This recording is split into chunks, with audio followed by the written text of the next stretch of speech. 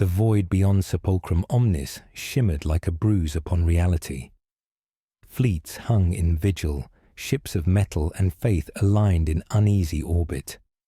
Across the command dais, projections of dying stars pulsed with static, each symbol marking another system consumed. It was not war, it was digestion. Every light extinguished fed a will that was no single creature, no empire, no god. It was the hive mind, the sum of all hungers, a hymn without harmony. Zarok stood before the hologalaxy, hands clasped behind his back, eyes glowing with a dull emerald. "Observe," he said, and his voice echoed through the chamber like a judgment. "Every orbit eaten, every moon hollowed.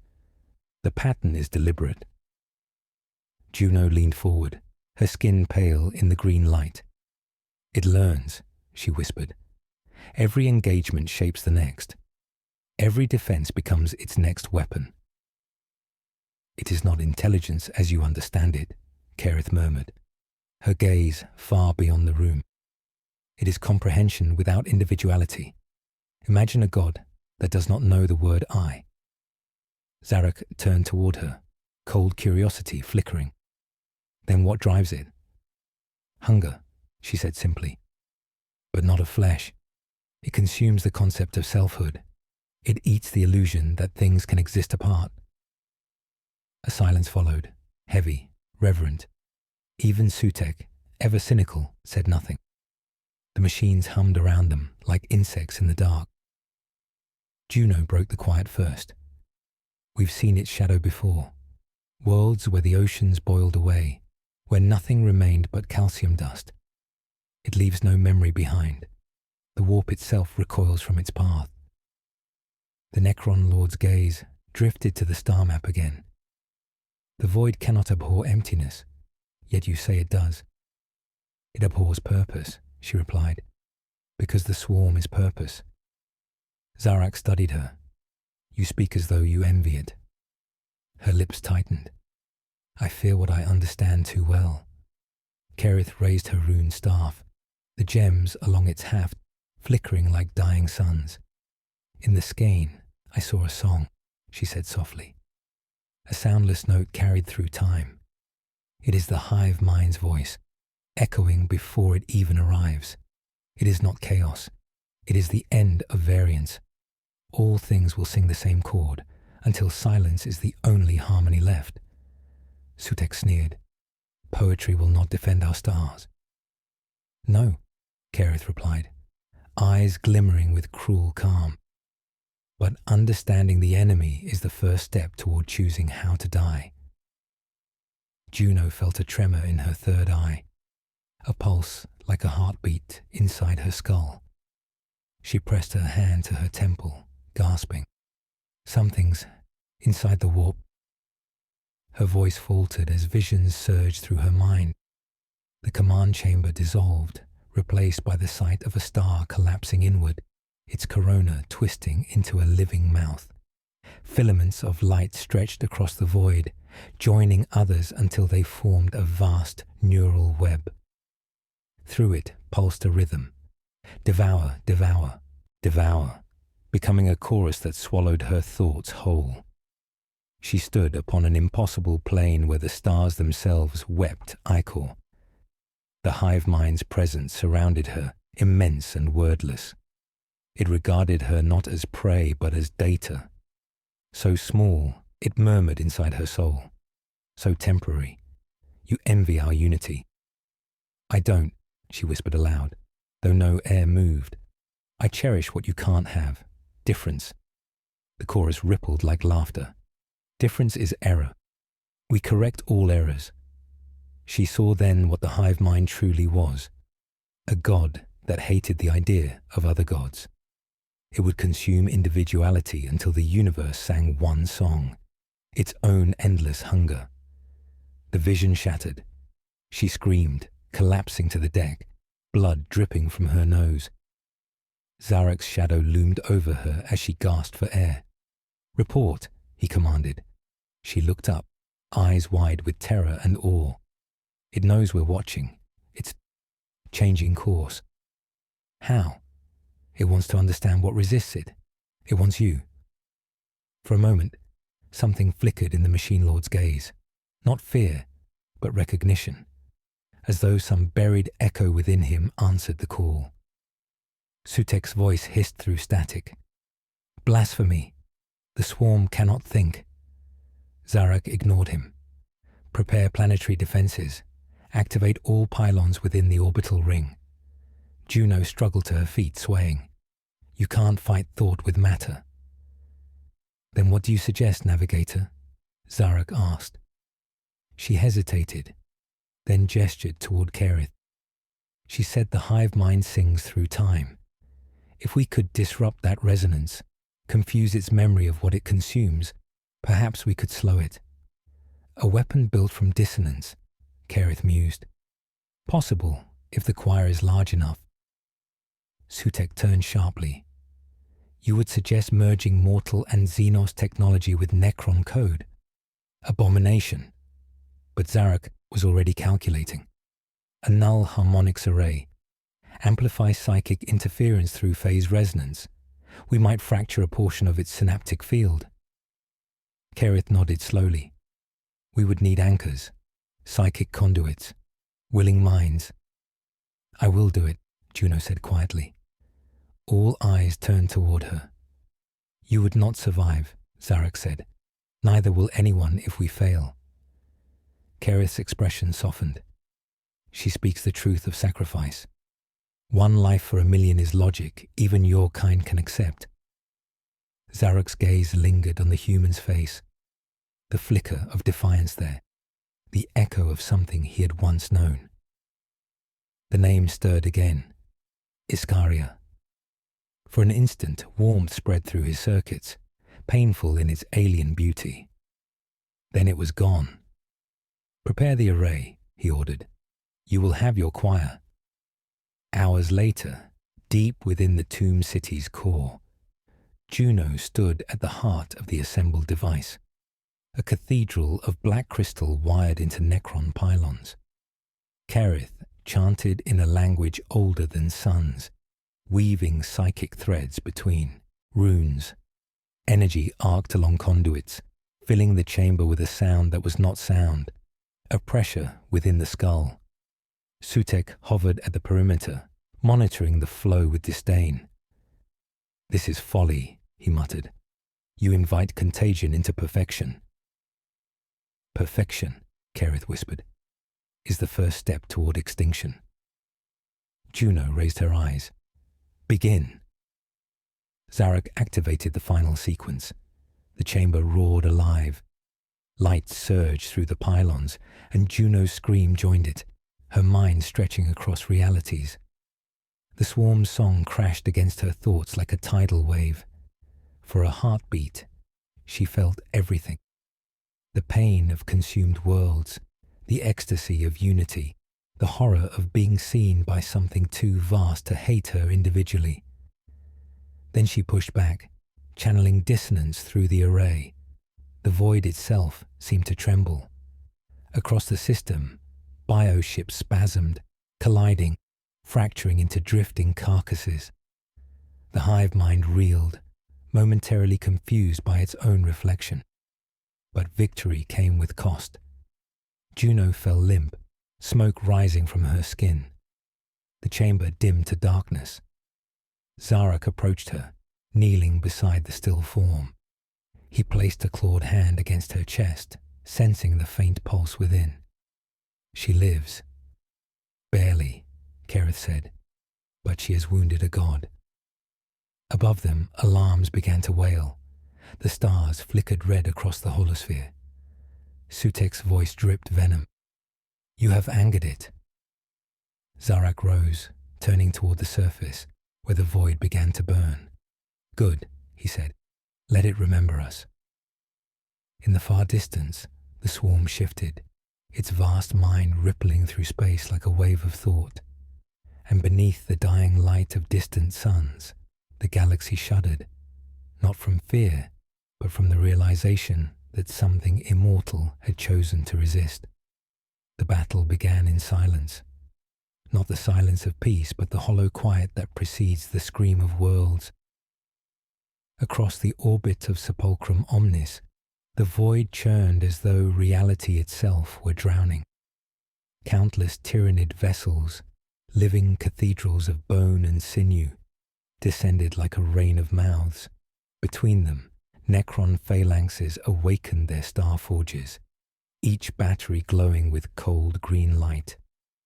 The Imperium's steel and the Eldari's spectral craft sailed beside them. Three ancient hatreds forced into fragile unison by necessity. Zarak watched from the Citadel's highest tower as the swarm fell upon the defensive line.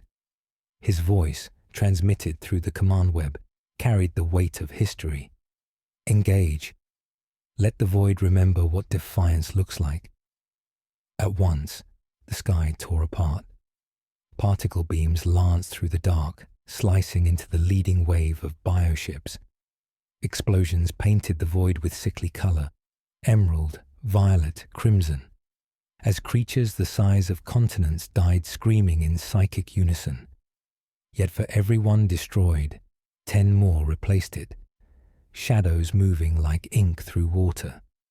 On the flagship Oath of Thorns, Juno Valora stood amidst the tremor of firing cannons. The bridge swam with tension. Human voices chanted litanies of protection while servitors hissed equations. Her mind itched beneath the weight of the Hive Mind's gaze.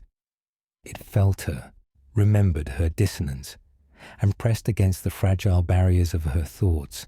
She whispered a prayer to the Emperor, though she doubted he still listened. In the void beyond, Kerith's craft-world cruiser, Lirath's Sorrow, released a storm of prism fire, refracting into fractal ribbons that cut through chitin and bone. She moved among her kin in trance, seeing every possible future unfold, most ending in dissolution. Each path sang of death, but one thread, thin, trembling, showed endurance. She anchored herself to it, knowing it would demand betrayal before dawn. Zarak's mind touched them all through command frequencies, an unholy choir of logic and intuition. Beneath the precision of his machine thought pulsed something unruly, hope. He hated it for surviving. Then came the change. The swarm faltered, its movements no longer uniform. Necron artillery found purchase. Imperial cruisers held formation. For a fleeting moment, victory seemed tangible, but the Hive Mind was only listening. It adapted in silence. Sutek of the Quiet Bone monitored the readings from his data throne deep within the planetary core. His metallic fingers drummed the armrest, sensing the rhythm of evolution playing out in real time. Predictable, he hissed to the empty chamber. You cannot fight a hunger by feeding it. He turned his gaze to the conduit that reached the intercessor's prison. The god of subtraction murmured, its voice leaking through the seals. They believe themselves strong. Show them that strength is only another word for dependence. Sutek smiled without lips. Soon. Above, Juno's ship shuddered. Warning runes flared across the consoles. They're breaking formation, cried a deck officer. The main viewport bloomed with horror. The swarm split itself apart. Half continued forward, half curved beneath the orbital plane, moving with impossible acceleration. The Tyranids weren't retreating. They were learning. Signal the Necron lines, Juno ordered. They're folding around the gravitational ring. The words died as static roared through the comms. Her voice dissolved into nothing. Down in the command citadel, Zarak felt the break instantly. His strategic overlay flickered, thousands of unit markers vanishing. The swarm had discovered how to devour signal itself. Sutek, he growled through the link. Restore communication. But there was no answer. Instead, a new transmission bled into the channel. one not made by mortal or machine. You borrowed defiance, whispered the Hive Mind through the residual psychic field. We will eat that too. For the first time in 10 million years, Zarak felt something akin to panic. Redirect all power to the null, lattice. Activate planetary shields. The surface trembled as vast pylons extended skyward, forming an interlocking grid of green flame. Energy crackled across the stratosphere, bending light, distorting sound. The Hive Mind's psychic storm struck it and recoiled. The shield held, for one moment. Then Sutekh acted. Deep in the core, he severed the energy relays, diverting them toward the lower vaults. The intercessor's prison pulsed brighter, chains melting under diverted power. Salvation through subtraction, Sutekh whispered. Let the hunger consume what we no longer need. The intercessor's voice filled the chamber, vast and tranquil. Yes, let absence speak. A column of black light erupted from the planet's heart, shooting into the heavens. Across the battlefield, sensors screamed. The null surge rippled through friend and foe alike, dissolving energy, flesh, thought. Necron legions froze mid-motion, their connections severed. Human ships dimmed, their reactors whispering to silence. Even the Eldari felt their wraithbone hulls weep as the song of their dead faltered. Kerith gasped as her seer stones shattered in mid-air. Through the blinding void she glimpsed Sutekh's treachery, not as betrayal, but as inevitability. He feeds the god below, she whispered. Juno's ship spiraled, caught in gravitational eddies birthed by the null flare. We're losing control, shouted her helmsman. She grabbed the command rail, staring through the viewport at Sepulchrum Omnis, its surface cracking open like an eye. Zarak descended into the depths, fury echoing through the metal corridors. Each step was thunder. Sparks rained from ruptured conduits. When he reached the core, he found Sutekh standing before the unraveling prison, bathed in unnatural light. You've doomed us all, Zarak said. No, replied Sutekh. I've freed us. You wish to defy the swarm. The intercessor will make us empty, beyond consumption. True victory. The chains burst. A shape emerged, formless, radiant, defined only by its absence. The intercessor stretched its limbs of nothingness, and the very concept of light bent away from it. Zarak raised his staff, unleashing a torrent of energy, but it passed through the entity like wind through shadow. The being's voice filled his mind. Why fight what you have always wanted, child of metal? To be untouched, unhungered, unmade. He felt its pull, an invitation to peace through annihilation. The name in his memory, Iskaria, trembled as if it feared to exist. Above them, the swarm's assault faltered again. The null wave rolled outward, erasing Tyranid synapse connections, turning creatures to drifting carcasses. The Hive Mind itself recoiled in confusion, sensing something that even it could not devour. Juno's ship steadied, battered but alive. Kerith's voice came through the weak comms, strained. Something has turned the tide, but it will not stop. It's consuming everything. Zarak forced his will into the planetary systems. Sutekh, reverse it. The vizier laughed, a hollow, triumphant sound. You cannot reverse subtraction. With a single motion, Zarak struck him. His war scythe cleaved the vizier in two, sparks scattering like dying stars. But it was too late. The intercessor had begun to rise through the fissure, ascending into the sky, its outline expanding until it eclipsed the stars. Zarak fell to one knee, the weight of infinity pressing down. He whispered into the dark, to no one and to her, "Forgive me." The null storm swept outward, devouring signal, sound, and time. The swarm retreated, confused, wounded, silent. And on Sepulchrum Omnis, the last of the living and the undying watched the horizon burn with colourless flame. Somewhere within that impossible light, a god smiled. The null storm faded slowly, like the echo of a scream stretched across centuries. When the light receded, what remained of Sepulchrum Omnis was neither alive nor dead.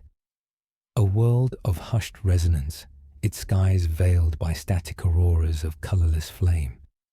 The swarm had fled into the dark beyond, broken and bewildered, yet its retreat left no triumph, only silence. Across the fractured plains, the once immortal legions stood motionless, their code blank, their eyes dim to embers. The planet had been hollowed of song.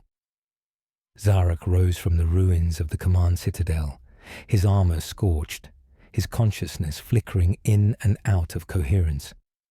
Around him, the air itself trembled with residual gravity burns.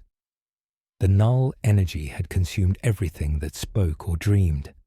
He was alone amid a choir of corpses who could not decay. He walked through corridors of melted bronze where hieroglyphs of eternity had been rewritten into nonsense by the gods passing. Each step carried the sound of inevitability. He passed Sutek's sundered remains, half buried, half smiling. The vizier's broken eyes still glowed faintly, twin points of mockery. Zarak crouched beside him. "You believed you were freeing us." Sutek's jaw twitched, voice a rasp of corrupted code. "Freedom is subtraction." "Then you succeeded," Zarak whispered, "for we are less than ghosts." He left the body there, unburied. Burial was for the living. Outside, the horizon blazed with false dawn. The intercessor had ascended beyond the atmosphere, now a wound in the firmament, devouring light rather than casting it. Its vast silhouette drifted like a hole punched through reality, whispering absence into all who looked upon it. Zarak felt its pull still. Even now, part of him wanted to kneel, to surrender to the promise of nothingness, the peace of unbeing. Yet something small, irrational, human persisted, the whisper of a name, Iscaria. He clung to it as if it were oxygen. The comnet crackled with static, then with the faint tremor of a human voice. "Zarak, can you hear me?" He turned, recognizing the tone immediately. "Navigator." Juno's signal faltered, but the words came through the interference like light through fog. "We survived, barely. The storm disrupted every system. But the Hive fleets, they're gone, pulled back. Whatever that thing did, it frightened them." "Fear," he said softly. "Even hunger knows its limits." Kerith's voice followed, tired but intact. "Your god of absence wounded the Hive Mind, yes, but it also devours indiscriminately. If it is not stopped, there will be no stars left for the swarm to eat." Zarak stared at the dark sky, where the intercessor glowed faintly. "It is not a god," he said. "It is a reflection, the shadow cast by our refusal to die." "Then destroy it," Juno said, "before it finishes what the Tyranids began." He almost laughed. "You presume destruction remains within our grasp." Silence stretched between them. Across the planet's wounded plains, fragments of the Alliance struggled to regroup. Human ships flickered with half-light. Eldari vessels hovered like pale ghosts above the storms, and the remaining Necron units stood idle, their purpose erased.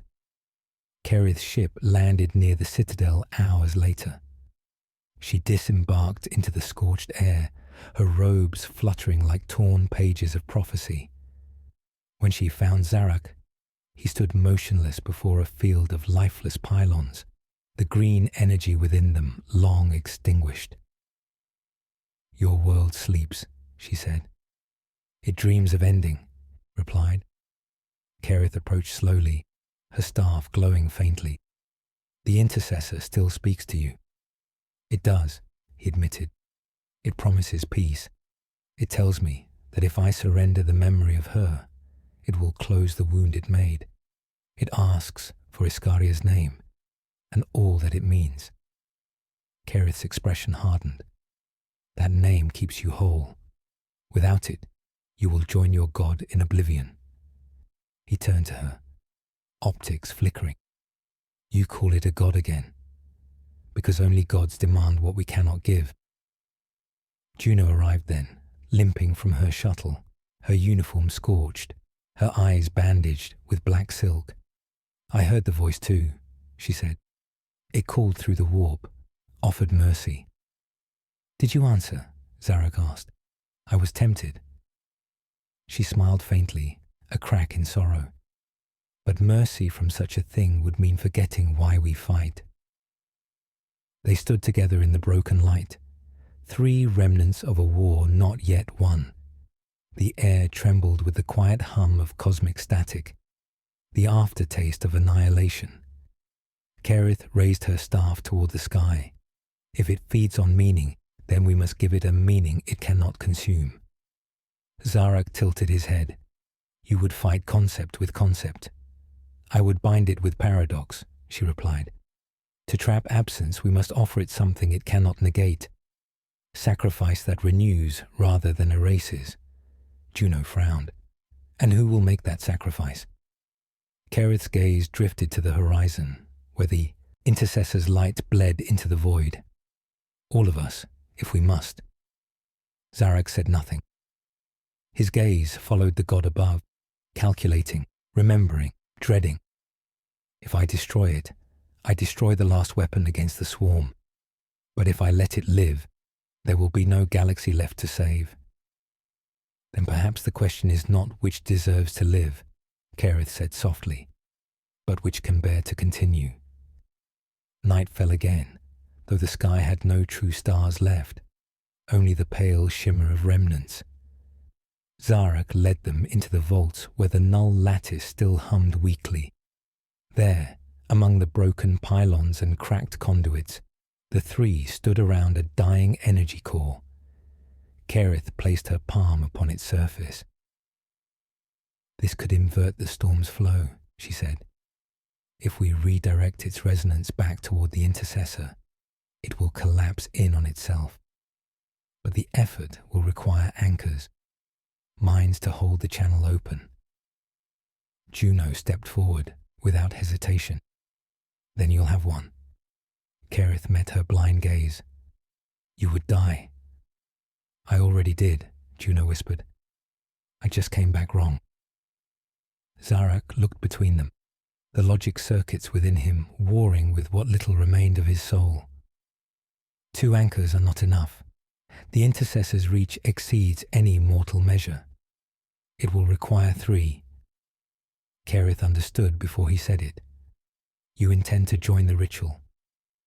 I began this, Zarek said. I will finish it. She reached out, touching the cold metal of his hand. Then remember her as you fall. The galaxy will need one story of mercy left unforgotten. Together they stood before the core, hands extended, voices merging. A trinity of purpose against the tide of nothing. The air grew weightless. Time fractured. Above them, the intercessor turned its gaze toward its creators, sensing defiance rise once more. Zarek closed his eyes, and in that moment saw her, Iskaria, smiling beneath a living sun. For the first time in 10 million years he felt warmth.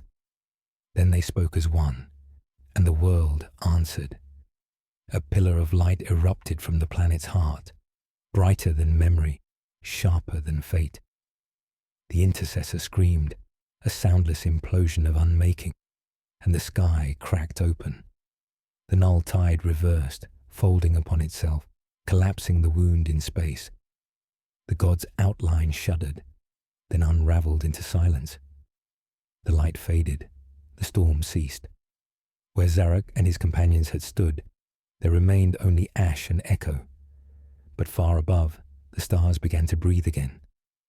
The dawn that followed was false. Sepulchrum omnis hung in a pallid twilight, the atmosphere tinted with the residue of what had once been divinity. The null storm had passed, the intercessor devoured itself, and silence fell over the tomb world like a shroud. Yet beneath that silence, something stirred, a pulse, faint but persistent, echoing through the metallic crust. It was the sound of memory refusing to die. Zarok awoke in darkness. His systems reinitialized one by one, their light dim and uncertain. The chamber around him was unrecognizable, warped by gravitational fractures. For a moment he believed he had crossed into oblivion. Then he felt the weight of time again, and with it, pain. His frame was cracked, his mind fragmented, but consciousness endured. He rose slowly, each movement echoing like thunder in the void. The ritual had succeeded. The intercessor was gone, sealed by its own paradox, but at a cost he could not yet name. Around him, the null lattice lay in ruin. The core that had burned brighter than the sun now smouldered in quiet exhaustion. 3 scorched silhouettes marked the place where life had stood. He knelt before them. Kerith's staff, fractured yet still humming with psychic residue, lay beside a cluster of crystal fragments, her soul stones now grey and cold. Nearby, the remains of Juno's human form rested within the metal cradle of the lattice. Her eyes were closed, the blindfold still in place, her hand outstretched as if reaching for something unseen. Zarok's gaze lingered on her face, serene in its final defiance. He reached out, fingertips hovering inches above her cheek, and stopped. The gesture was meaningless. Metal could not feel. Yet within his neural architecture, something sparked. He remembered the warmth of skin, the fragility of breath, and the faint scent of ozone that had once clung to Iskaria's hair. The name came again, unbidden but whole. Iskaria. He spoke it aloud, and the sound filled the chamber like prayer. "You warned me," he whispered. "You told me eternity would mean forgetting why we endure. Now I understand." The walls trembled faintly in response. Far above, Sepulchrum's crust shifted, releasing geysers of luminescent gas. The planet was changing. He rose, turning toward the surface. It took him hours to climb through the broken tunnels, passing through what remained of his empire. The legions still stood in perfect formation, awaiting commands that would never come. Their eyes were empty mirrors reflecting his own failure. When he emerged onto the upper plateau, the world stretched out in quiet desolation. The sky, once veined with lightning, now glowed with a pale serenity, as though the universe itself were holding its breath. The ships of the Alliance hovered above the horizon, silent wrecks, their hulls drifting on minimal power. None answered his summons. He walked across the ash plains until he reached the ridge overlooking the citadel of Threnody, where the final battle had begun. There, upon the horizon, he saw movement, a shimmer of light against the dying wind. It was Kerith, or something that remained of her. Her form flickered, half matter, half memory, bound together by sheer will. The gems embedded in her armor pulsed faintly, fragments of a song trying to remember itself. When she turned, her eyes glowed with the gentle agony of survival. "You live," Zarok said, though the word felt fragile in his mouth. She smiled faintly. "Not entirely. The skein held one thread of me. I followed it back." He approached slowly. "The ritual is complete.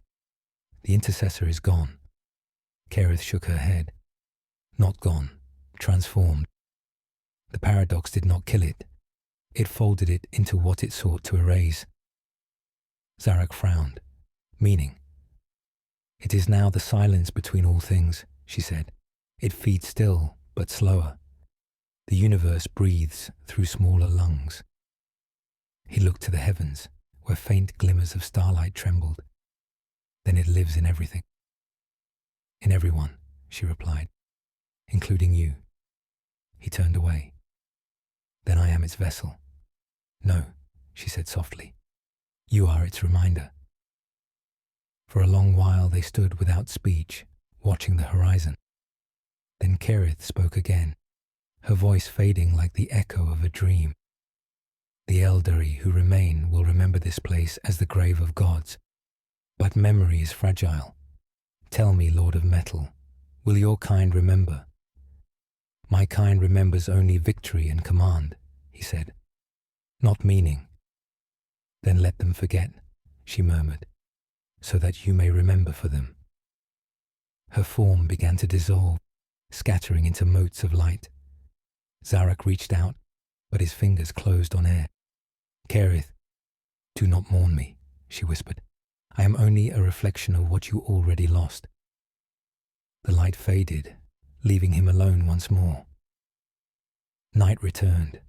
The stars were faint but visible now, small fires reclaiming the dark. Zarak wandered among the ruins until he found the old garden that had once existed within the palace walls, where crystalline trees had grown beneath simulated sunlight. The Null storm had stripped them bare, but one remained, a single shard rising from the soil, fractured but unbroken. He sat beside it. In the silence, he began to speak, not to the dead, but to the void itself. He spoke of Iskaria, of Juno, of Kerith, of Sutek's arrogance and the hunger of gods, of the Tyranids' endless consuming, and the folly of immortality that sought to escape consequence. His words became slower, quieter, until they were only whispers, and then beneath his voice came another, a faint resonance from within the shard. Juno's voice, distant, weary, but unmistakably hers. Zarak, he froze. Navigator. Not entirely. The voice wavered like radio static. A trace, a recording in the lattice. I thought you might come. He closed his eyes, feeling something close to sorrow. You gave everything. I gave what mattered least, she said. Myself. What mattered most was what you would do afterward. What can an immortal do but continue? Continue differently, she said. Remember why you began. The signal faded. The shard dimmed to silence. Zarak sat alone once more, and the stars above shimmered like dying embers. He rose at last, turning toward the distant void where the swarm had retreated. Somewhere beyond those fading lights, the Hive Mind stirred again, still learning, still adapting. But now, perhaps, it remembered fear. Zarak spread his hands, feeling the weight of eternity settle upon him anew. Then so be it, he murmured. If the stars must fall again, let them fall knowing we once defied the dark. The wind carried his words into the hollow sky, and for a fleeting moment, it sounded almost like an answer. The first storms came without thunder. They arrived as ripples across the heavens, folds of distortion where light slowed, where the edges of stars bent in prayer. Sepulchrum omnis trembled beneath their weight. The gods had been buried, the swarm had fled, but the galaxy was learning how to breathe again, and each breath seemed to hurt. Zarak watched from the plateau that overlooked the northern hemisphere, a world remade by paradox. The soil shimmered faintly, crystalline where it had once been sand, humming with the residual memory of the intercessor's collapse. The air felt alive, whispering in languages that had no sound. He could feel the pulse of it through his frame, subtle, rhythmic, almost human. He wondered if the planet remembered. Above him, the sky had fractured into bands of pale aurora. Beyond that shimmering veil, the Tyranid fleets waited in distant silence. They no longer pressed forward. They circled the edges of void space like wolves around the campfire of a dying traveller. They feared something still lingering in the dark, a hunger that could not be devoured. Zarak knew what that fear meant. The intercessor was not gone. It had diffused, melted into the lattice of the cosmos, a hidden resonance that lived between matter and memory. Its voice was quieter now, but he could still hear it. Sometimes, in the still hours, when the wind passed through the broken pylons, it whispered, "You made me real. You cannot unmake what you have already become." He ignored it, or tried to. The tomb legions had not reawakened. Thousands of warriors remained locked in stillness, the null wave having erased the commands that once bound their minds. To the Imperium, or the Eldari, such silence might seem peace. To the Necron, it was a void too loud to bear. Zarak spent cycles wandering through them, brushing ash from their unmoving faces. Every soldier was perfect, immaculate, frozen in the posture of service, and utterly hollow.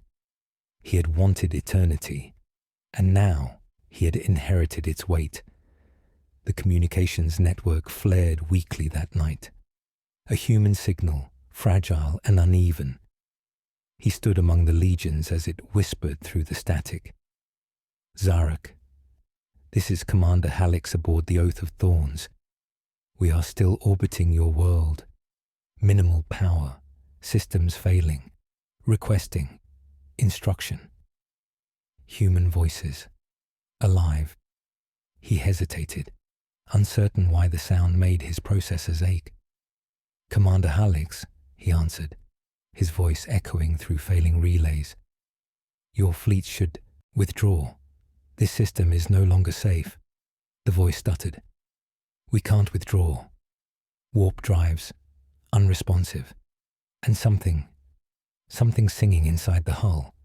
The crew hears it in their dreams." Zarak froze. "Describe it." "It calls itself a memory," Halix whispered. "It says you know its name." The transmission cut. He turned toward the sky. The auroras pulsed once, green to white, then stilled. Somewhere beyond them, he felt it. A pull, faint but growing. The intercessor was feeding again, but differently this time. It no longer devoured flesh or matter. It consumed remembrance. He descended into the crypt libraries beneath the citadel. The walls glowed with runes that chronicled the Zarakata's conquests, etched by artisans who had long since become dust. As he passed, the inscriptions flickered and dimmed. Lines of history vanished, leaving only blank metal behind. Even here, the god was feasting. He reached the heart of the vault, where the first archives had been built before biotransference. The room smelled faintly of oil and ozone, a memory of machines before immortality. He opened a sealed sarcophagus and found what he sought, a crystal core, half shattered, containing the remnant consciousness of his Vizier's predecessor, the one who had once recorded every war and every sin of the dynasty. He activated it. A flickering face emerged, translucent and ancient. "Zarak, Lord of the Threnody tombs, why awaken me?" "I need to remember," he said, "before the forgetting spreads." The projection blinked. The null surge erased most archives. The god of absence took more than you realize. "Then tell me what remains." It hesitated, then whispered, "You once sought immortality to preserve meaning. You believed eternity could protect beauty. But eternity does not preserve. It calcifies. The intercessor is not your punishment, Zarak. It is your reflection." He stood motionless. The words struck like gravity collapsing inward. "If it is my reflection," he murmured, "then it must share my flaw." "What flaw?"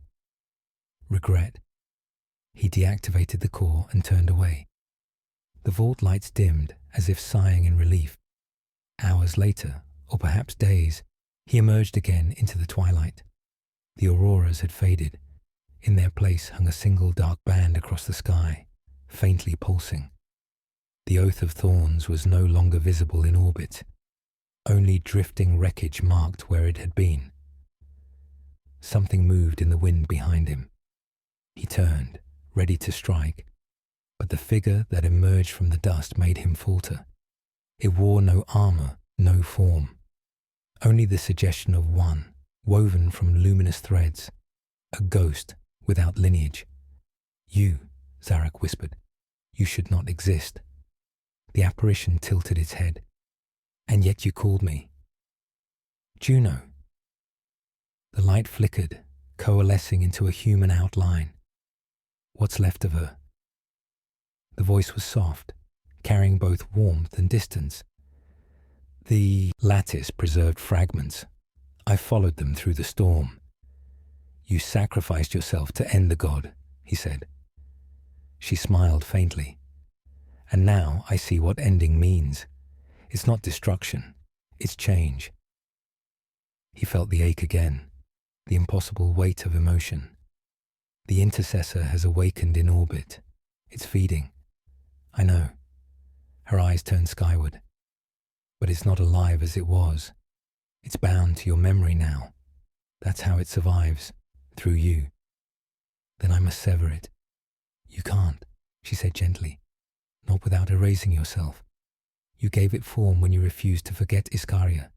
You made absence remember." He closed his fist. "Then what am I now? A vessel? A monument?" "Both," she said.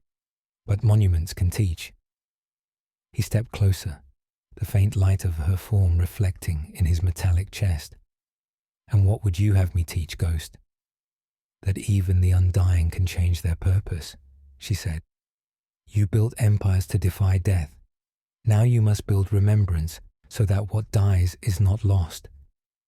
The wind passed through her, scattering her form into glimmers. "Juno," he called, but only her last words lingered. "Teach them to remember." He turned toward the horizon, where the aurora once burned. The stars there were faint but steadfast, and beneath them he could feel the hum of awakening, not from his armies, but from the planet itself. The resonance of a new order born not of conquest, but of continuity. Zarak bowed his head, the ancient metal of his body reflecting the faint human light above. "Then let this world be a tomb no longer," he whispered. "Let it be a memory." Somewhere far beyond the dying suns, the hive mind stirred. It felt a tremor in the void, a pattern it could not consume, and hesitated. And in that hesitation, for the first time in eternity, there was hope. The light above Sepulchrum Omnis had thinned to silver. It was not day or night, but something between. A quiet shimmer spread across the horizon, like memory refusing to die. The tomb world was changing. What had once been a graveyard of gods now pulsed with subtle rhythm, the hum of circuits entwined with the heartbeat of something new. Zarak stood atop the shattered terrace of the citadel, overlooking the plains where his legions slept. Each one remained locked in stillness, weapons clasped, faces upturned toward a sky that no longer feared the swarm.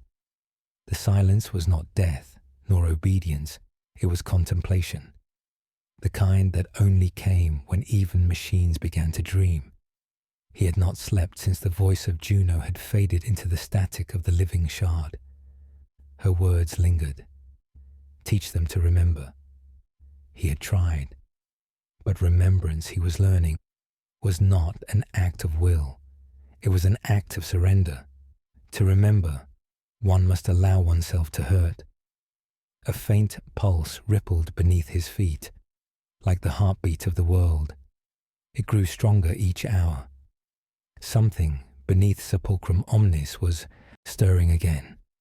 He descended through the citadel's fractures, his steps ringing through the half-collapsed corridors. The once immaculate walls were now etched with hairline fissures that glowed faintly from within, as if the planet's molten soul had awoken to write its own scripture. He passed a broken mirror of polished obsidian, its reflection warped, showing him not as he was, but as he had been. Flesh, eyes, hands, a face softened by time. He lingered there a moment before moving on. The lower vaults still thrummed with residual power from the null lattice. There he found the remnants of the ritual chamber, the place where Juno and Kerith had given themselves to paradox. The air shimmered with their absence. He approached the cracked floor where the three had stood united. The lattice had burned a symbol into the stone, a spiral turning inward until it vanished. As he traced it with his hand, a faint shimmer answered. Kerith's voice, or what remained of it. You seek meaning where only memory endures. He froze. Farseer. The air pulsed with spectral light, forming the vague outline of her form. The runes along her robes flickered like dying stars. I am not she, the echo said, but the pattern she left behind, a whisper in the warp that still remembers her sorrow. Why now? Zarak asked. The god is gone. The swarm retreats. What remains? The consequence, the echo replied. The storm tore the veil. The hive mind is no longer alone. Something else looks back at it now, and hungers to understand its own hunger. Zarak felt the cold of it settle within his core. The intercessor lives? In a way, the echo said. When paradox folded upon itself, it became part of the void. It learned from you, from Juno, from me. It no longer feeds, it learns. Learning, he murmured. That is worse than hunger. Perhaps. But it also means choice. If it remembers enough of what we were, it may one day choose restraint. And if it forgets, then oblivion will begin again. The echo began to fade. Zarak reached out, desperate, but his fingers passed through the light. What must I do? The voice whispered as it vanished. Remember us, not as salvation, but as failure worth repeating. When the light was gone, only the hum of the planet remained. He stood there for a long time, motionless, until the faint tremor beneath his feet grew into a roar. The earth split. From the fissure emerged light, not the sickly glow of Necron technology, nor the abyssal hue of the intercessor's power. It was something gentler, alive. The planet's crust reshaped itself into crystalline spires that reached toward the heavens. Energy surged upward, forming lines of geometry across the sky. The pattern was familiar. It mirrored the spiral burned into the chamber floor. Zarak gazed upward, realization dawning like a distant sunrise. Sepulchrum Omnis was evolving. The storm had changed its nature. The world was no longer a tomb. It was becoming conscious. Through the rising wind, a voice, faint but unmistakable, echoed through the metal and stone. Zarak. It was Juno. Not her ghost, not an echo. The voice came from everywhere, the walls, the soil, the air itself. He knelt instinctively, overwhelmed. Navigator. I am the memory you left behind, it said.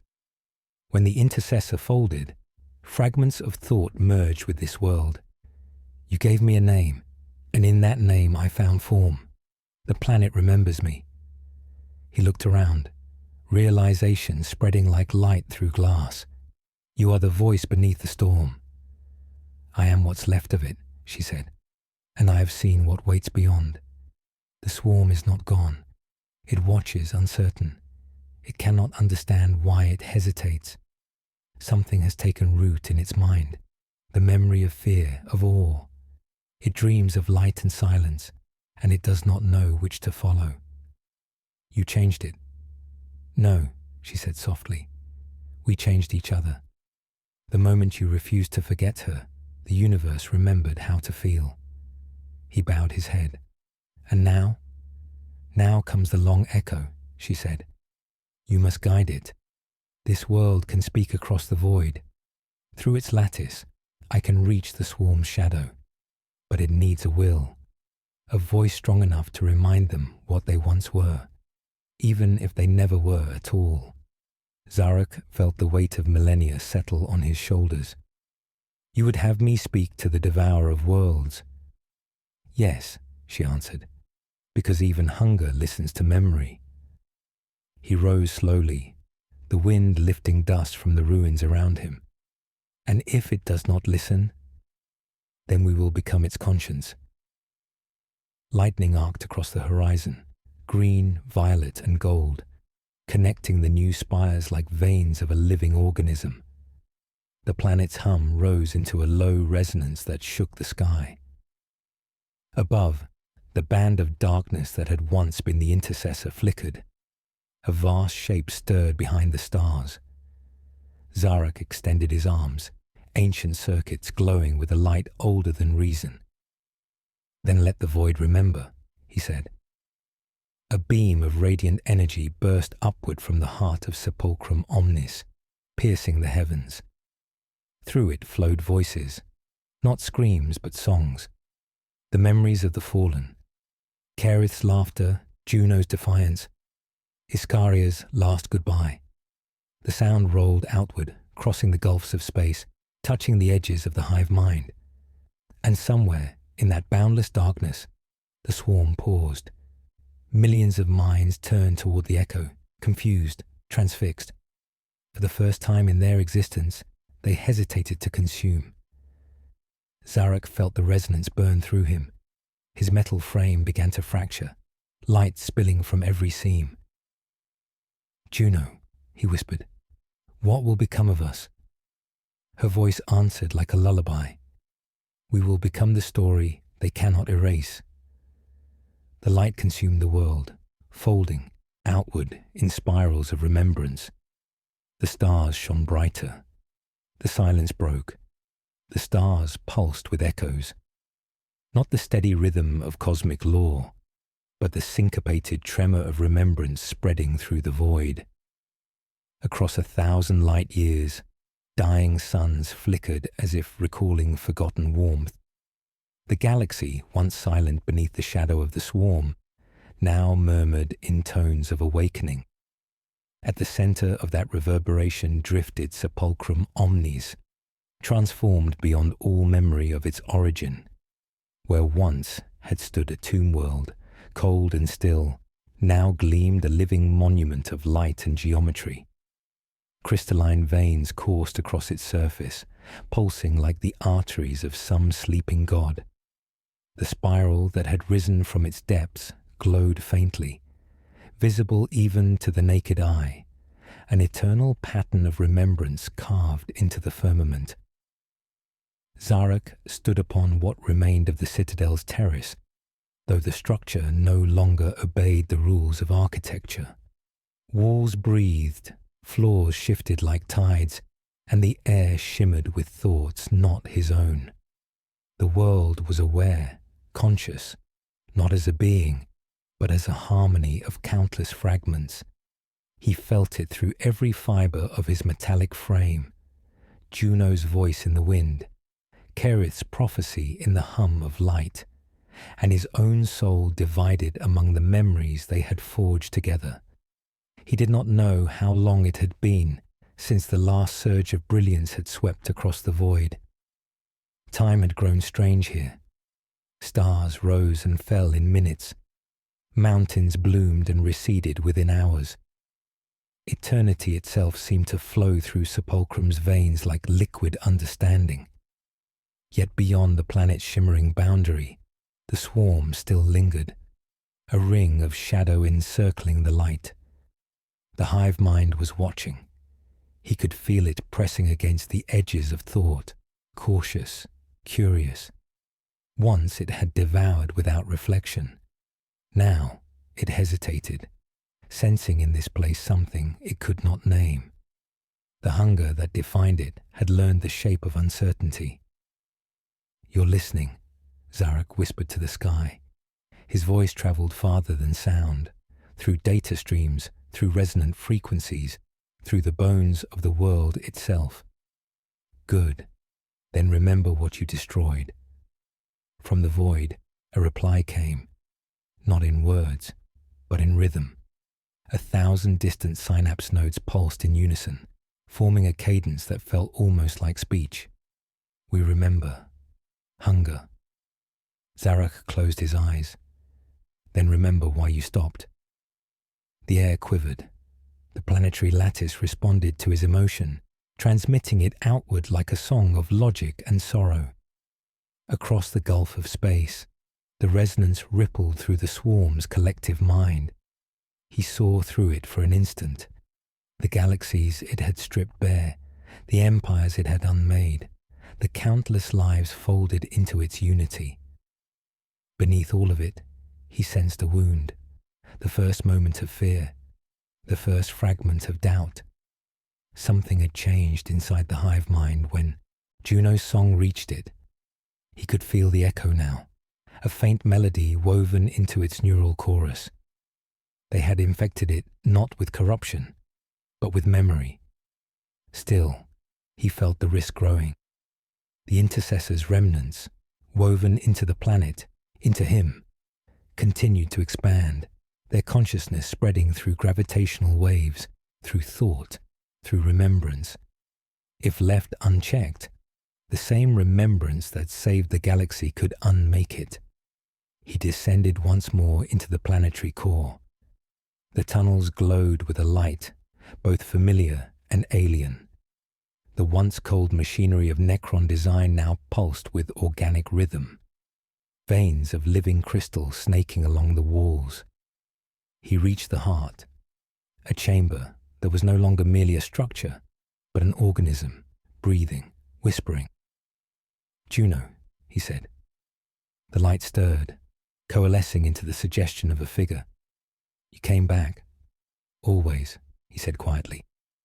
"But this time it's not to speak. It's to end." Her voice rippled through the chamber. "End? You promise to guide what remains." "I will, but I can't if this world keeps growing. It's becoming something else, something beyond us. Soon it won't remember who we were, only what we feared." "You fear what it may become," she said gently. "But isn't that the nature of every creation? You feared the swarm, and yet it learned. You feared the god, and yet it changed. Why must this be different?" "Because it was born from loss," he said.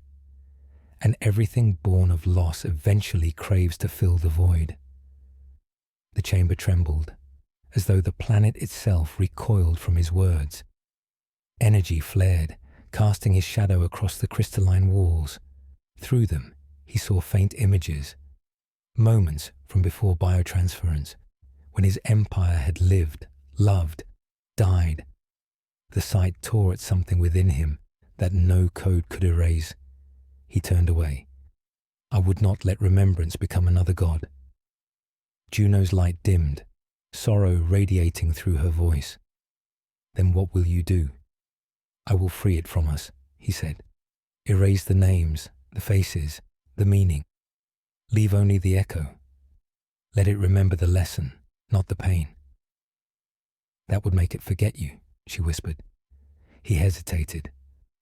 "Perhaps that's the only way to end eternity." Above, thunder rolled. A soundless vibration carried through the void. The hive mind stirred again, sensing the shift. He could feel its consciousness pressing closer, drawn to the rising pulse of the planet. "We remember you." The words struck him like gravity. The swarm had spoken, not merely echoed but spoken. He looked up, awe hollowing his chest. "Then you have learned. You gave us silence. We give you reflection."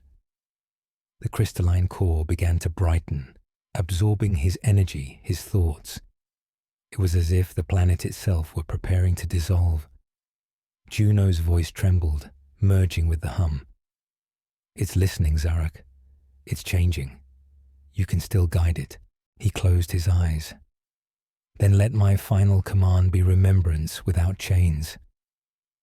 He placed his hand against the crystal heart. Power surged. His consciousness expanded outward, merging with the planetary lattice, fusing with its circuits and memories. He felt himself stretching into infinity, his thoughts rippling across galaxies. The swarm saw him, not as enemy, but as mirror. It understood at last that hunger was not purpose, only habit. The light engulfed him. His last words echoed across the cosmos, carried on waves of data and emotion alike. Remember why you stopped. The swarm answered, a chorus of 1 billion voices whispering through the void. We will try. Sepulchrum omnis shone brighter than any sun. Then, with the quiet grace of a closing eye, it folded inward, leaving only a spiral of light suspended where a world had once been. For centuries, that spiral lingered, a beacon to all who wandered the dark. It sang no words, held no command. It was a memory, eternal and patient, teaching even gods to pause before they consumed. And in that stillness, across the long, quiet years, the galaxy learned to breathe again. The galaxy was quiet again, though quiet did not mean peace. In the long wake of Sepulchrum Omnis's collapse, its spiral of light still hung over the firmament, a wound that glowed softly in the dark between constellations. For centuries it had pulsed there, too faint to blind, too constant to ignore. Pilgrims of every species charted their journeys by its rhythm. Some called it the scar of memory, others the last beacon. But for those who could feel beyond the material, it was a heartbeat, the echo of a single mind dissolving into eternity. Through the silence that followed, the Tyranids changed. The hive fleets no longer moved with the same blind ferocity.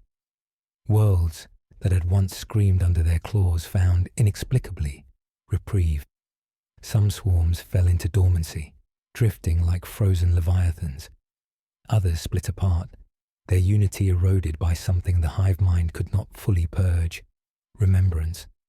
For the first time, it dreamed. The dream began with light. A spiral pattern, vast as galaxies, burned within its neural sea. Voices murmured from within that brightness, echoes of defiance, love, sorrow. The hive mind tried to consume them, but they did not end. They multiplied, each emotion breeding another, until hunger itself felt hollow. The swarm hesitated, unsure whether the void it felt was fullness or loss. Aboard the drifting wreck of an imperial cruiser, the oath of thorns somehow preserved across centuries, a single stasis chamber flickered to life. Within it lay a woman, her features pale and still beneath a frost of time. Juno Valora had not truly died when Sepulchrum folded inward. Her body had been cast adrift, caught in the gravitational wake of remembrance. Now, as the spiral's faint light touched the ship, her eyes opened. At first, she thought she had awakened in the warp. The corridors were filled with soft murmurs, threads of sound that weaved between thought and air. Her chronometer was blank, her vox deck dead, yet she could feel the faint pulse of the galaxy itself through the hull. She stepped into the corridor barefoot, her breath visible in the cold, and listened. "Zarak," she whispered.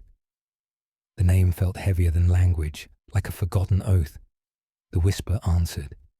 "He is here, in every light that remembers him."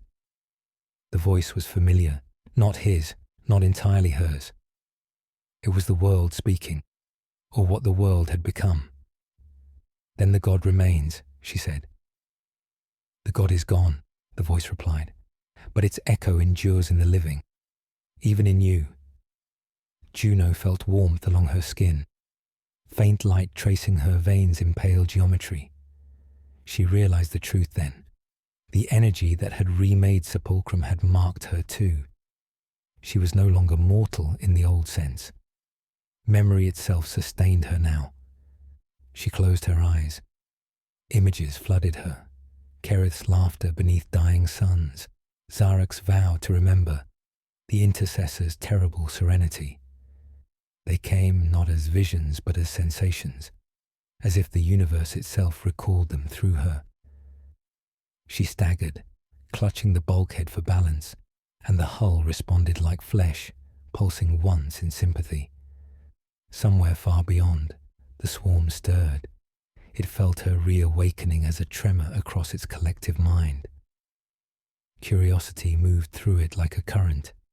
In its vast synaptic depths, something that had once been the intercessor's essence shimmered, a presence woven into its neural web. Not a god now, but a question. Why did we stop? Across the gulf of stars, the Hive Mind turned its gaze toward the spiral. It remembered the sound of Zarak's final command, the resonance that had made it pause. Now, through Juno's pulse, it felt that voice again. She did not fear the pull. She felt its attention upon her, immense and ancient, a pressure like gravity made of thought. But this time she did not resist. She reached outward, not with speech, but with memory. She showed it the garden where metal trees had once borne crystalline fruit, the laughter of mortals who knew they would die, the tenderness of hands that still dared to touch. The swarm did not understand, but it saw. For a moment that spanned entire star systems, hunger faltered. A fragment of what might once have been compassion stirred within its psychic ocean. Yet where compassion awoke, confusion followed, and confusion, fear. The Hive Mind turned inward upon itself, fracturing, birthing splinter fleets, each carrying a different echo of purpose. Some sought silence, others sought understanding. A few, perhaps the most dangerous of all, sought to restore the purity of their hunger. Juno felt them moving through her mind like storms. "You remember too much," she whispered to the void, "and not enough." The spiral of light above Sepulchrum brightened, answering her. She knew what it meant. It was a beacon, not of salvation, but of gathering. The resonance that had once united gods and mortals was awakening again, calling across the aeons. She activated the ship's ancient engines. The vessel groaned, shedding centuries of dust. Data systems flickered alive, projecting ghostly constellations. Among them, one coordinate glowed brighter than the rest, the heart of the spiral. She set her course. The journey took decades by conventional measure, though time bent strangely in the corridor of light that radiated from Sepulchrum's memory. Outside the hull, the void shimmered with echoes of what had been. Necron warships turned to glass, Eldari temples drifting like frozen tears, imperial banners half buried in the dust of forgotten worlds.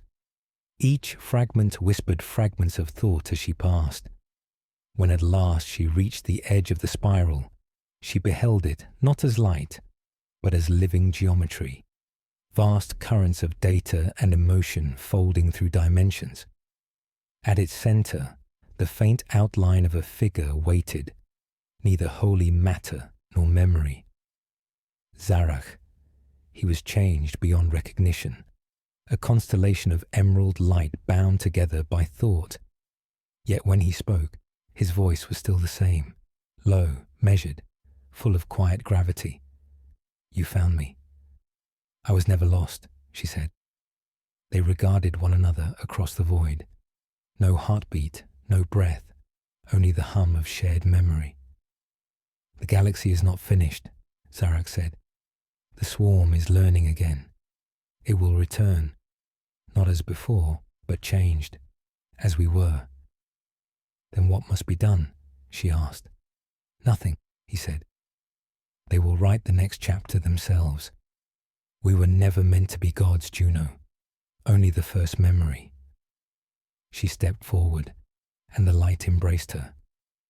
Together they gazed upon the spiral, its arms stretching across creation, a slow dance of remembrance and forgetting. In its rhythm they heard the truth.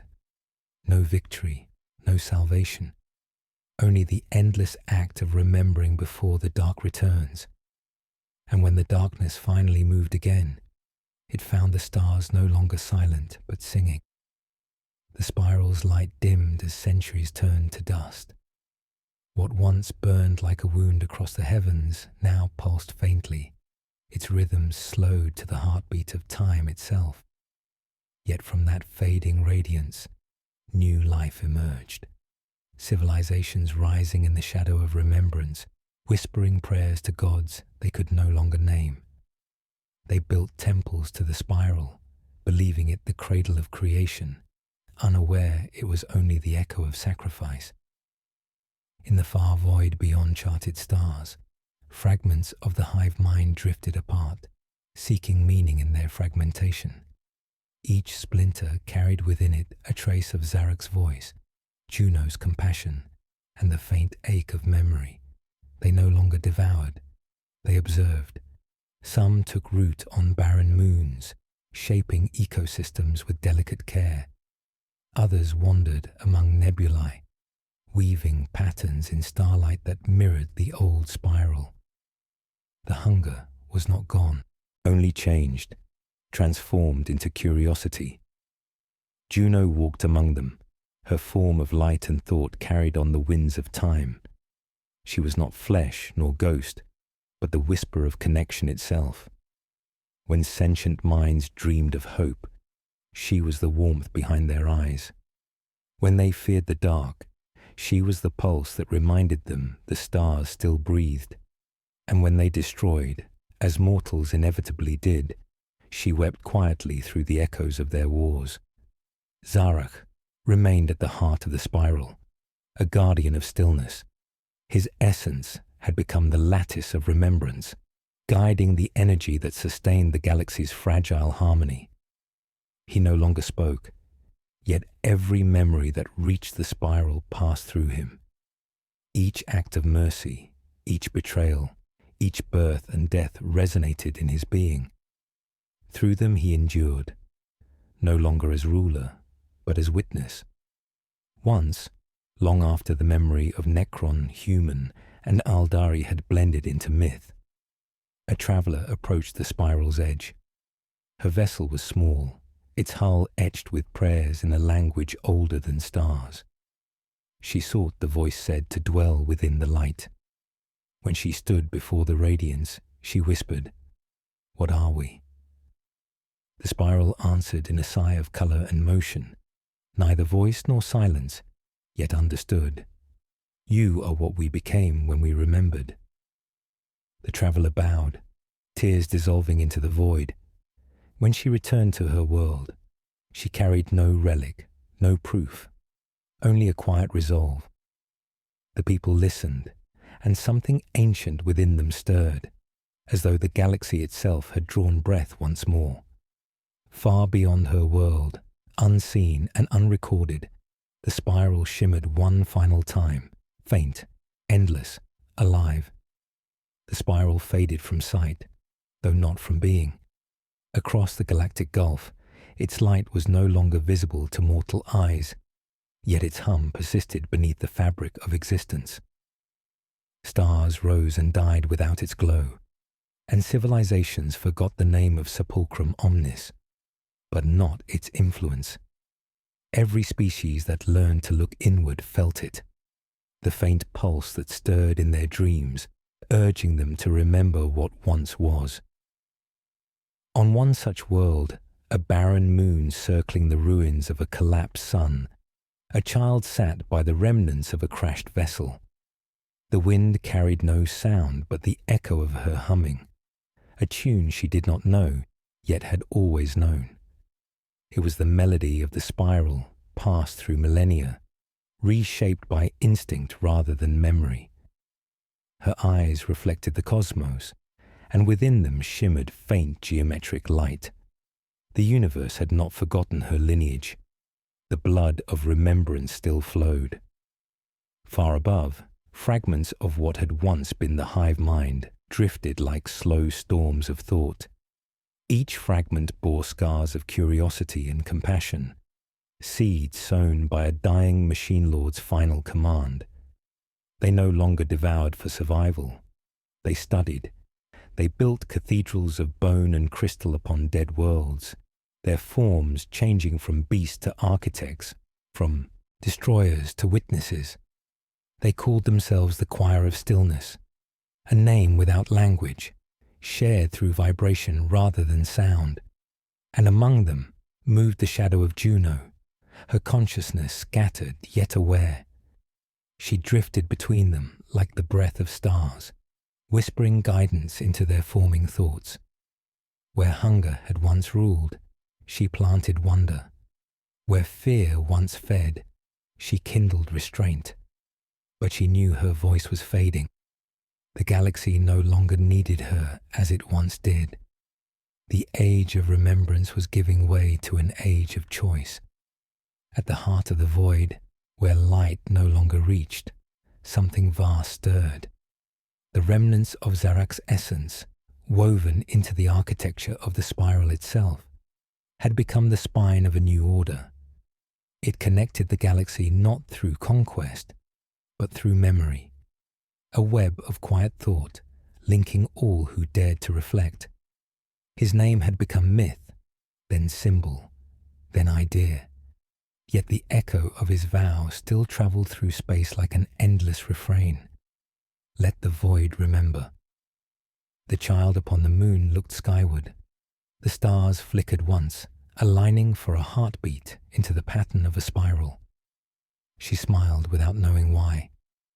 Somewhere deep within her, the memory of gods and ghosts stirred, love, loss, and the hunger that learned to feel. The wind rose around her, singing faintly in a language older than life. The galaxy turned. The song continued. The years drifted into centuries, and the child on the barren moon became legend.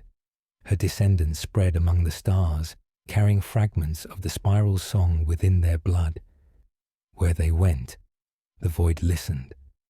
Civilizations rose from the ashes of forgotten empires, guided by dreams they did not understand, visions of light coiling into infinity, of voices whispering, "Remember." The choir of stillness grew too. Once mere echoes of the swarm, they had evolved into sentient architects of silence. Their cities floated between galaxies, vast temples built from the bones of extinct stars. Within them, the remnants of the hive mind meditated on purpose. They no longer sought consumption, they sought comprehension. What had begun as hunger had become reflection. Yet even reflection casts shadow. A splinter within the choir began to stir, restless beneath the calm. It questioned whether memory was salvation or another form of imprisonment. To remember eternally was to never move forward, to live forever in mourning for the gods who had burned themselves into the sky. The splinter's leader, a being of translucent chitin and faint human symmetry, called itself Niva, the first dissonant. Niva stood before its followers in the hollow of a dead star. Light refracted through its crystalline wings. "We worship a memory," it said, "but remembrance is stagnation. The spiral binds us to ghosts. We must unmake it, so that creation may begin anew." The choir did not answer in words. Their song trembled through the void, resonant and sorrowful. Many turned away, but some listened. Doubt, once unthinkable among them, found purchase. On the fringe of their dominion, Juno felt the tremor ripple through the psychic sea. She had drifted so long she no longer remembered her face, only her purpose. She felt Niva's dissonance like a wound reopening across eternity.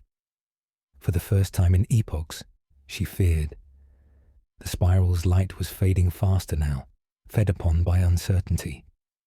Within the heart of the spiral, Zarak sensed it too. His form was no longer distinguishable from the lattice. He had become its pulse, its rhythm.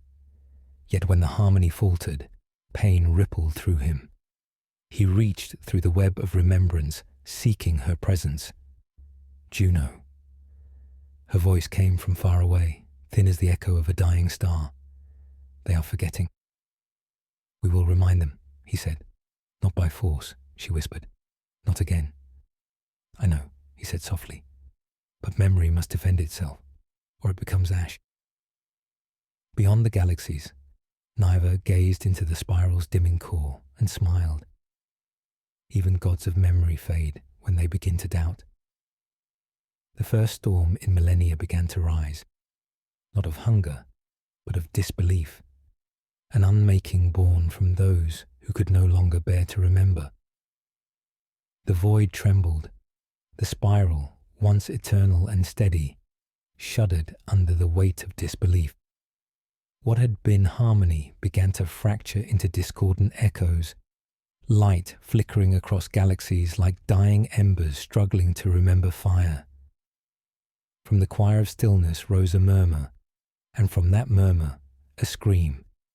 The first dissonant Nivor had lit the match of forgetting, and now remembrance itself began to unravel. At the spiral's fading heart, Zarek felt the fracture deep within his being. The lattice that bound him to eternity vibrated out of rhythm, its geometry bending toward entropy. The memories he held, Juno's laughter, Kerith's prophecy, Iskaria's touch, flickered like candle flames in a collapsing hall. He reached through the web of remembrance, searching for Juno's voice. They are unmaking what we made, he said. Her response was faint, a whisper scattered by distance and doubt, because they fear to remember what pain built them. All memory is suffering, Zarek. Perhaps they only wish to be free. Freedom bought with emptiness is extinction.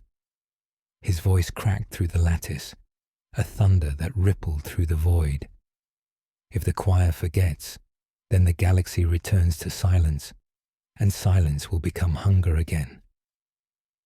Across the abyss, Niva stood before the choir, its translucent form radiant with defiance. We were born from gods who cage themselves in memory, it proclaimed. We are not their echoes. We are evolution.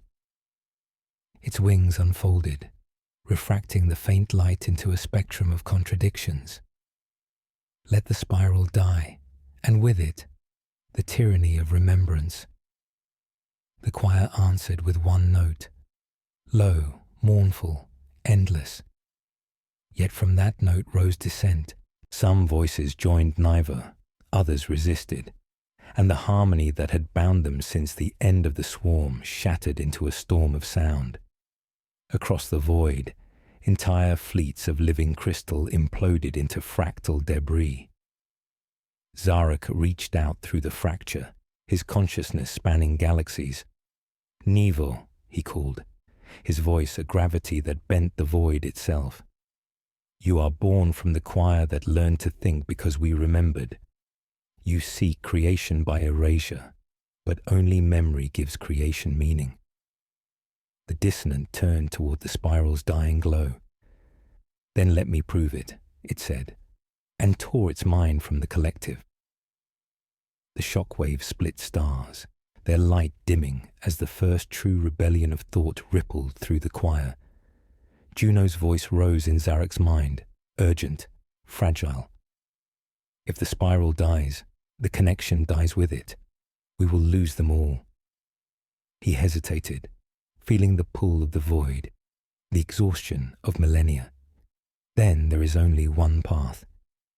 He began to unravel himself, channeling his essence into the spiral's core. Light bled from the lattice, turning its geometry into motion once more. His last thought echoed across eternity. Let them choose, but let them never forget they were given the choice. The spiral flared anew, brilliant and defiant, and somewhere, even Nivor paused to listen. The spiral blazed for a final time, a storm of radiance sweeping through the void, binding together all that had been scattered. The choir of stillness fell silent as its divided voices trembled beneath the light. What had been discord became resonance once more. Each note, each spark, each thought was drawn inward, folding into the luminous heart where Zarek's essence burned.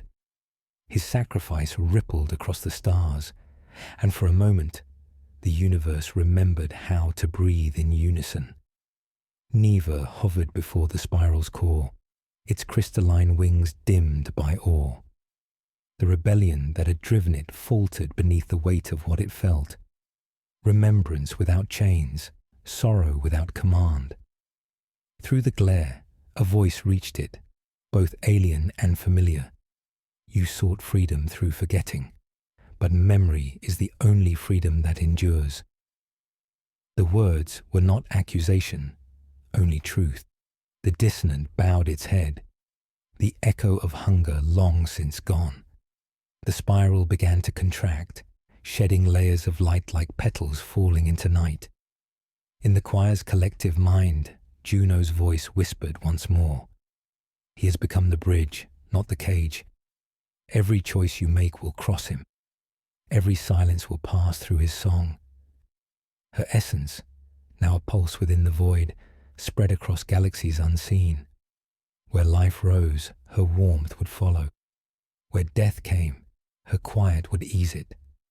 And Zarek, no longer form, no longer bound, watched as creation continued. The galaxies spun anew, no longer under dominion or despair, but guided by the faint hum of recollection. He felt Iskaria's memory dissolve into his own, until even her name was the light itself. He realized then that immortality had never been about the refusal to die, but about leaving behind something that could remember living. Far away, upon a forgotten world, a being looked to the night sky and saw a spiral faintly traced among the stars. It felt an ache, though it did not know why. The ache became curiosity, the curiosity, kindness. That small act rippled outward, shaping destinies, building futures on the quiet foundation of what had once been a tomb world's lament. The choir sang again, not as worship, but as gratitude. Their voices carried no creed, only a promise to choose, to create, to remember. The spiral answered with silence, and in that silence was peace. The light faded slowly, its last gleam drifting across the endless black, touching worlds that had yet to be born. In time, it would become myth again, then story, then dust. Yet in every mind capable of wonder, the memory remained, a whisper from before beginnings, saying softly, "You were not made to conquer the stars. You were made to remember them." The spiral dimmed, leaving only stillness. The galaxy turned once more.